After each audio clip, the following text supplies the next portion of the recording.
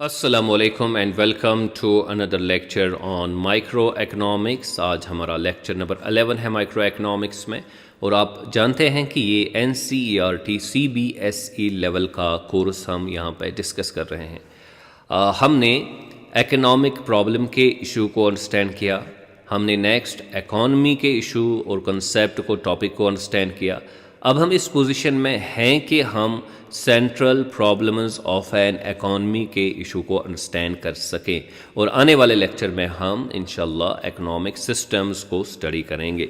तो आज हमारा जो टॉपिक है वो है central problems of N economy. तो बहुत ही इंपॉर्टेंट टॉपिक है एग्जामिनेशन पॉइंट ऑफ व्यू से, तो इसको अच्छे से अंडरस्टैंड करने की कोशिश करनी होगी, और इसके साथ साथ कंसेप्चुअली ये जो इशू है ये बहुत ही इंपॉर्टेंट है। तो दो चीज़ें आप इन द बिगिनिंग जो है वो याद रखेंगे, दो चीज़ें आप याद रखें।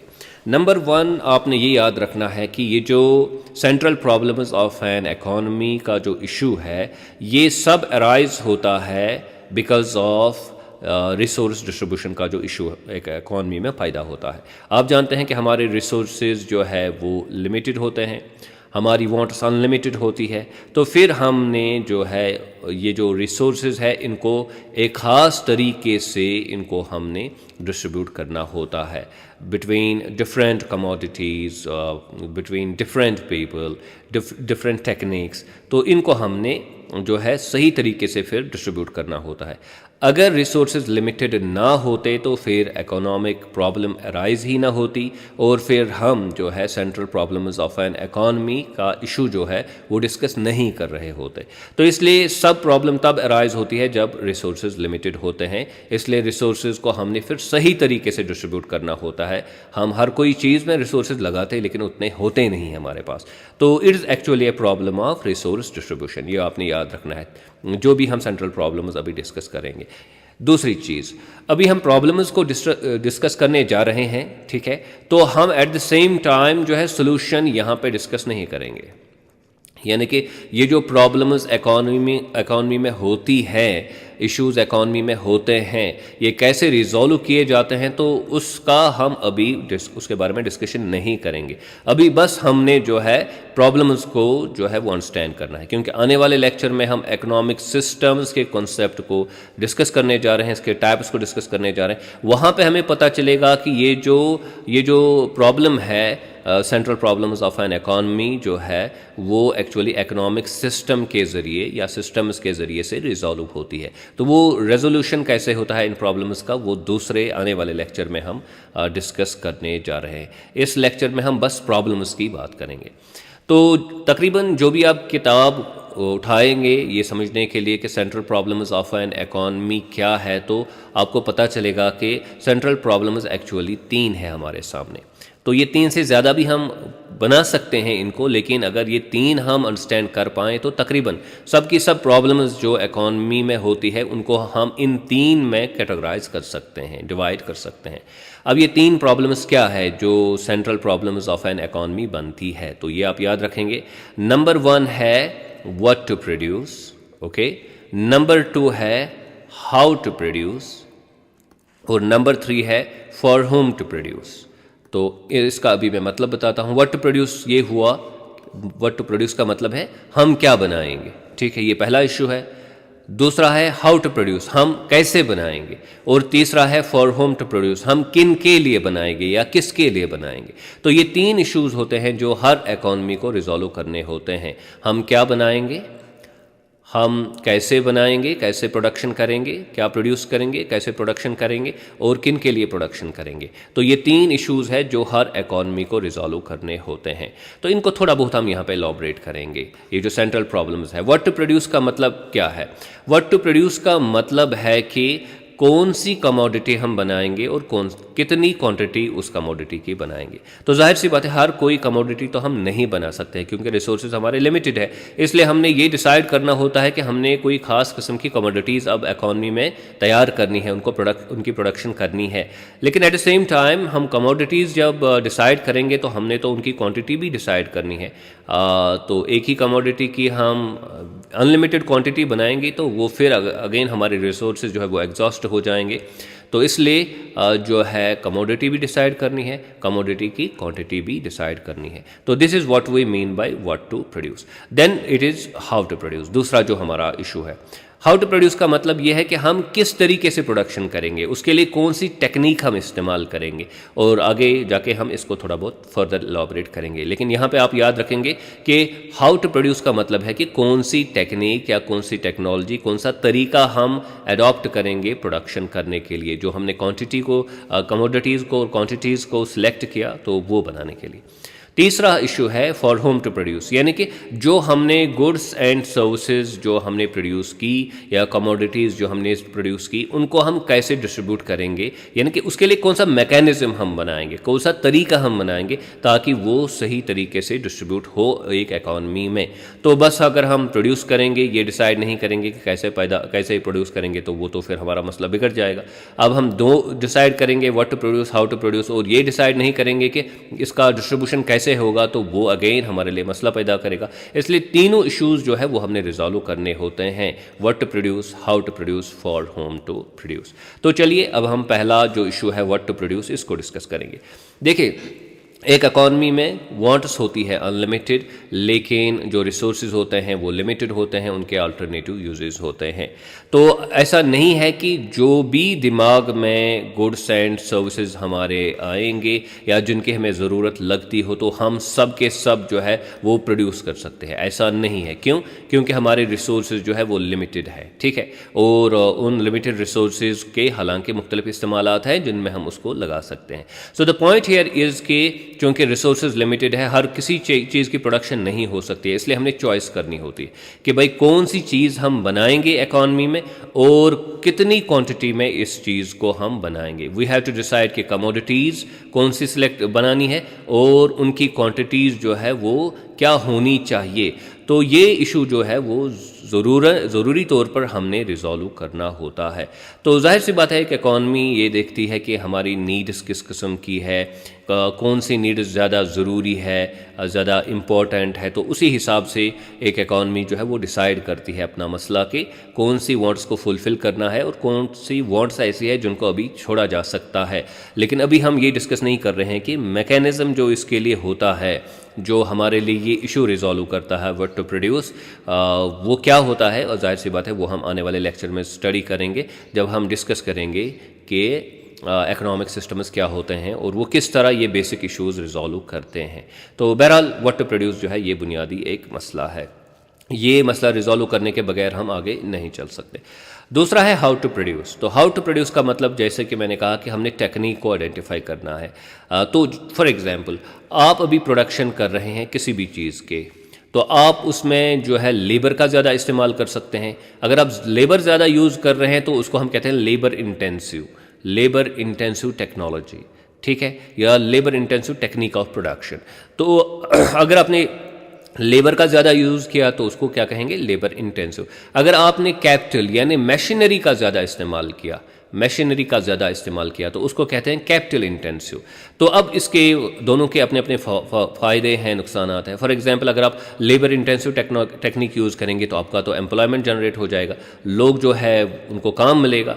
तो लेकिन एट द सेम टाइम जब हम लेबर यूज़ करते हैं, मशीनरी यूज़ नहीं करते हैं, तो काम जो हो सकता है वो स्लो हो सकता है, ठीक है। और काफ़ी काम ऐसे होते हैं जो शायद लेबर के ज़रिए से जिसको काफ़ी ज़्यादा टाइम लगे या हो भी ना पाए अगर बस लेबर हम इस्तेमाल करेंगे।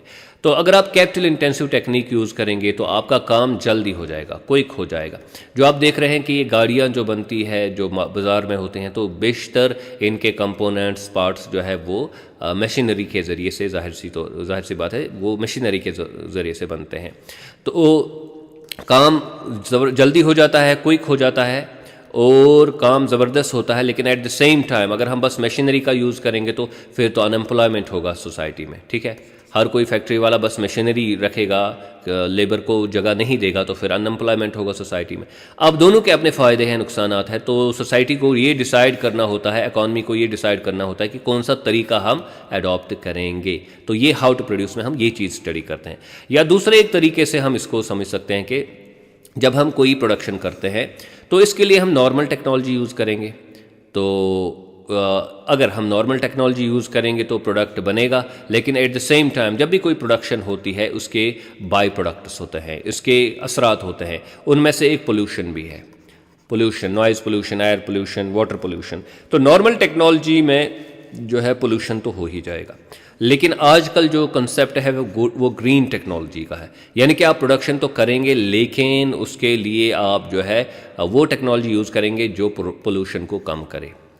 ठीक है, तो यानी कि कम से कम पोल्यूशन जो हो जाए। और अब ग्रीन टेक्नोलॉजी ऐसे ही नहीं बनती है, उसके लिए जो है पैसा खर्च करना पड़ेगा और जो सोसाइटी है उसको कॉस्ट्स बेयर करने पड़ेंगे, so on and so fourth. So the point here is कि हमारे पास दो तरीके होंगे, normal technology and green technology. अब इन दो में से किसको हम सेलेक्ट करेंगे? प्रोडक्ट तो वही बनाना है, तो अगेन ये तो तय करना है सोसाइटी को और इकानमी को, ये तय करना है कि भाई कौन सी टेक्निक जो है वो हम अडॉप्ट करेंगे प्रोडक्शन के लिए। तो इस इशू को ही हम कहते हैं हाउ टू प्रोड्यूस वाला इशू।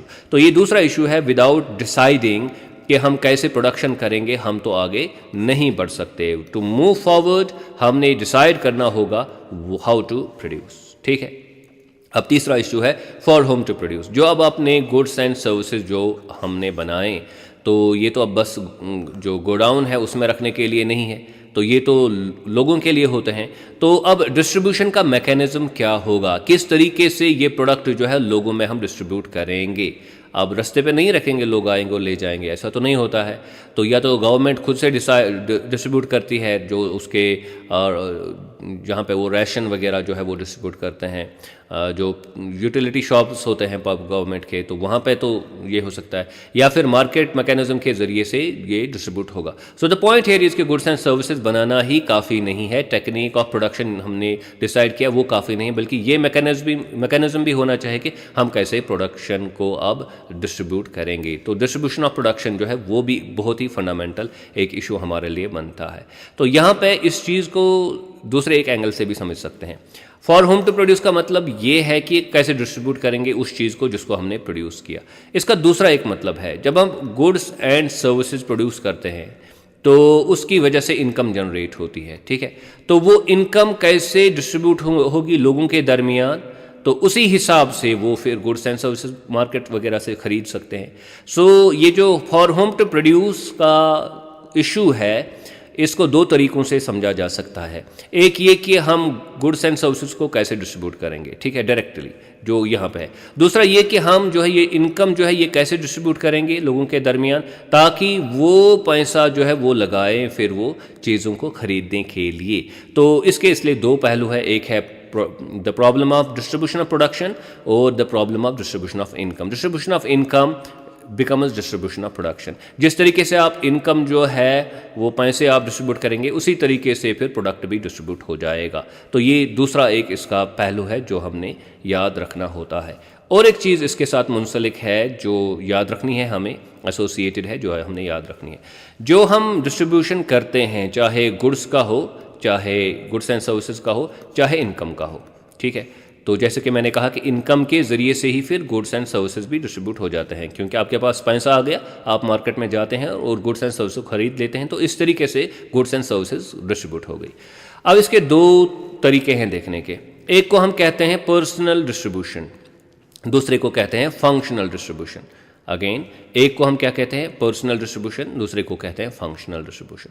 पर्सनल डिस्ट्रीब्यूशन में आप ये देखते हैं कि सोसाइटी में जो डिफरेंट इंडिविजुअल्स हैं उनको कितना पैसा मिलता है between individuals and house holds. लोग जो हैं सोसाइटी में, एक कम्युनिटी में, सोसाइटी में जो इंडिविजुअल्स है या हाउस होल्ड्स है, उनको कितना पैसा मिलता है जब गुड्स एंड सर्विसेज जो है वो प्रोड्यूस हो जाते हैं, या एक इकॉनमी में उनको कितना पैसा मिलता है, तो उसको हम कहते हैं पर्सनल डिस्ट्रीब्यूशन। यानी कि पर्सन्स को, लोगों को, एक फ़र्द को, एक हाउस होल्ड को कितना पैसा मिलता है, उनके पास कितनी इनकम है, उसको हम कहते हैं पर्सनल डिस्ट्रीब्यूशन ऑफ इनकम। ठीक है, तो ये आप याद रखेंगे। वाई से हम इनकम को डेजिग्नेट करते हैं, आई से हम आई अगर हम लिखेंगे तो ये इन्वेस्टमेंट के लिए है, और इसलिए वाई को रखा गया है इनकम के लिए। ठीक है, तो डिस्ट्रीब्यूशन ऑफ वाई मैंने लिखा, डिस्ट्रीब्यूशन ऑफ इनकम।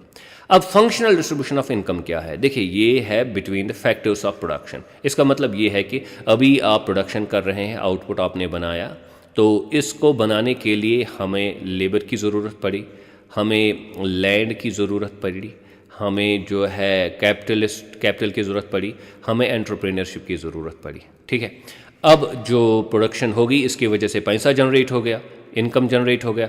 जो इनकम जनरेट हो गया वो किन को मिलेगा? वो लेबर को जाएगा, वो लैंड को जाएगा, वो कैपिटल को जाएगा, वो एंटरप्रेन्योर को जाएगा। ये 4 बुनियादी तबके हैं जो इन्वॉल्व होते हैं प्रोडक्शन में। अब हर तबके को कितना शेयर मिलता है नेशनल इनकम का, उसी को कहते हैं हम functional distribution of income. Personal distribution of income क्या है कि अब किस गांव में आपके या मोहल्ले में आपके लोग रहते हैं तो किसको कितना पैसा मिल रहा है, तो वो पर्सनल डिस्ट्रीब्यूशन है। लेकिन अगर हम जो है ये प्रोडक्शन में जो रोल है लेबर का, लैंड का, कैपिटल का, एंटरप्रेन्योरशिप का, ऑक्यूपेशन के हिसाब से अगर अब हम पैसे डिस्ट्रीब्यूट करेंगे तो उसको फंक्शनल डिस्ट्रीब्यूशन हम कहते हैं। या डिस्ट्रीब्यूशन ऑफ इनकम को ऑक्यूपेशन के हिसाब से देखेंगे, उसको फंक्शनल डिस्ट्रीब्यूशन ऑफ इनकम कहते हैं। यानी कि लेबर वालों को कितना मिला, कैपिटल वालों को कितना मिला, लैंड वालों को कितना मिला, एंटरप्रेन्योर्स को कितना प्रॉफिट मिला। तो अगर हम इस तरीके से देखेंगे, इसको हम क्या कहते हैं, इसको हम फंक्शनल डिस्ट्रीब्यूशन ऑफ इनकम कहते हैं। तो this is what we mean by for whom to produce. किन के लिए जो है प्रोडक्शन की जाएगी, प्रोडक्शन किसको लास्ट में हासिल होगी। तो ये और एक इशू है, तीसरा इशू है जो हमने रिजॉल्व करना होता है। यहाँ पे हमने जो 3 इश्यूज़ है वो हमने डिस्कस किए, what to produce, how to produce, for whom to produce. ठीक है, और कुछ इश्यूज़ हैं जो बुक्स में लिखे हुए होते हैं जिनको मैं यहाँ पे बस आपके सामने मुख्तसरन रखूँगा ताकि ये चीज़ भी आपके जहन में रहे। और एक सेंट्रल प्रॉब्लम है फिर अगर हम फोर्थ कहेंगे तो वो है फुलर यूटिलाइजेशन ऑफ रिसोर्सेज। हमारे पास रिसोर्सेज है, कभी ये ज़ाया भी हो जाते हैं, सही तरीके से इस्तेमाल नहीं होते हैं। तो इनका हम सही इस्तेमाल कैसे कर सकते हैं, तो that is what we mean by fuller utilisation of resource. तो जाहिर सी बात है ये भी एक बुनियादी इकोनॉमिक इशू है, ये भी एक सेंट्रल प्रॉब्लम है इकॉनमी के लिए कि हम अपने रिसोर्सेज को कैसे बेहतरीन तरीके से इस्तेमाल करें। देखिए, इस्तेमाल तो हम कर सकते हैं गलत तरीके से भी, सही तरीके से भी, एफिशिएंट तरीके से भी, इनएफिशिएंट तरीके से भी, लेकिन ये देखना होता है कि हम किस तरह सबसे एफिशिएंट तरीके से अपने जो रिसोर्सेज है उनको इस्तेमाल कर सकते हैं। फुलर यूटिलाइजेशन, कोई बेकार ना रहे, हर जो रिसोर्स है वो अच्छे से इस्तेमाल हो जाए, ये एक और चीज़ है। और एक चीज़ है जिसको हम कहते हैं economic growth. With the passage of time हमने ये देखना होता है कि भाई हमारी इकॉनमी जो है ये कैसे एक्सपेंड होगी, कैसे ज़्यादा से ज़्यादा गुड्स एंड सर्विसेज इस इकॉनमी में जो है हम बना सकते हैं। उसके लिए फिर हमने ये देखना होता है कि अपने रिसोर्सेज या फिर अपनी टेक्नोलॉजी को कैसे हम इंक्रीज़ कर सकते हैं। क्योंकि अगर आपने ग्रोथ करनी है, इकोनॉमिक ग्रोथ, या तो आपने अपने रिसोर्सेज बढ़ाने हैं या अपनी टेक्नोलॉजी आपने बढ़ानी है। तो फिर हम ये देखते हैं कि अपने रिसोर्सेज कैसे बढ़ाएंगे, अपनी टेक्नोलॉजी कैसे बेहतर करेंगे, जिसकी वजह से फिर इकोनॉमिक ग्रोथ हो, सोसाइटी में, इकॉनमी में इकोनॉमिक ग्रोथ हो। तो ये भी एक इशू जो है वो बन जाता है। अब हम, ये तो बस क्वेश्चंस ही क्वेश्चंस है, अब हम what to produce, how to produce, for whom to produce, ये हम कैसे रिजॉल्व करते हैं, इसके लिए इकोनॉमिक सिस्टम जो है वो ये काम हमारे लिए कर देता है। और इकोनॉमिक सिस्टम क्या है और ये कितने हैं, ये हम आने वाले लेक्चर में डिस्कस करने जा रहे हैं। आई होप कि आज का लेक्चर आपने अच्छे से समझा होगा। Do subscribe to my YouTube channel earnest economics. Thank you very much.